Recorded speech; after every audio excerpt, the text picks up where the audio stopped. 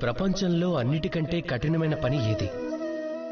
కొందరంటారు పర్వతాల్ని ఎక్కటం, మరికొందరంటారు ఈత కొట్టడం, ఇంకొందరంటారు ఎగరడం. వీటిల్లో నిజంగా కష్టమైన పని ఏది? గమనించి చూస్తే అన్నీ కూడా కొంచెం విభిన్నంగానే ఉంటాయి. ఏ పనినైతే మనం చేయటానికి కొంచెం భిన్నంగా భావిస్తామో దాన్ని మనం కఠినమైనది అనుకుంటాం.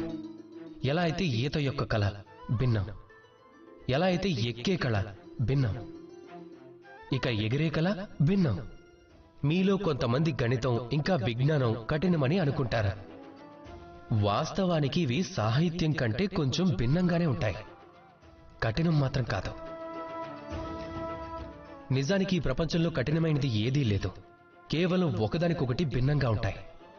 ఉదాహరణకి కొంతమంది లేదా సంబంధీకులు కాని, ఒక్కొక్కరి ఆలోచన, వారి విచారాలు కాని అప్పుడప్పుడు అవి మనకి అర్థం కావు. మన ఆలోచన విచారానికి వారు భిన్నంగా ఉంటారు కాబట్టి. కానీ మీరు దాన్ని అర్థం చేసుకుంటే కఠినంగా అనిపించదు, భిన్నంగా మాత్రమే అనిపిస్తుంది.